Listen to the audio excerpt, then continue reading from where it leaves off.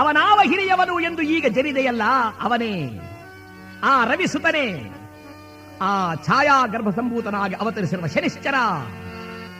ಮಹಾರಾಜ ಗೆದ್ದ. ದೇವ ಶನಿರಾಜ, ನೀನು ಯಾರು ಎಂಬುದನ್ನು ನಾನು ಬಲ್ಲೆ ಸ್ವಾಮಿ.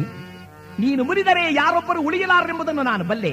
ಆದರೆ ಸಿಂಹಾಸನದ ಮೇಲೆ ಕುಳಿತು ನ್ಯಾಯವನ್ನೇ ಹೇಳಬೇಕಾದ ಈ ವಿಕ್ರಮಾದಿತ್ಯ, ತಂದೆ ತಾಯಿ ಗುರು ದೈವವನ್ನು ಲೆಕ್ಕಿಸದೆ ಎಲ್ಲರನ್ನೂ ಕಾಡುವನೊಬ್ಬ ದೇವರೇ ಎಂದು ನಿನ್ನನ್ನು ಜರಿದದ್ದು ನಿಜ.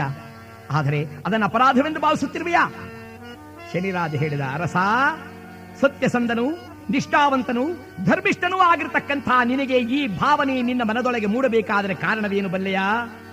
ನಿನ್ನ ಗ್ರಹಗತಿಗಳಲ್ಲಿ ನಾನು ಪ್ರವೇಶ ಮಾಡಿ 7 ವರ್ಷಗಳ ಕಾಲ ನಿನ್ನನ್ನು ಕಾಡಬೇಕಾಗಿದೆ. ಆದ್ದರಿಂದಲೇ ಈ ಕಾರ್ಯ ಬಂದಿದೆ. ವಿಕ್ರಮ ಕೇಳಿದ 7 ವರ್ಷಗಳ ಕಾಲ. ಅಯ್ಯ,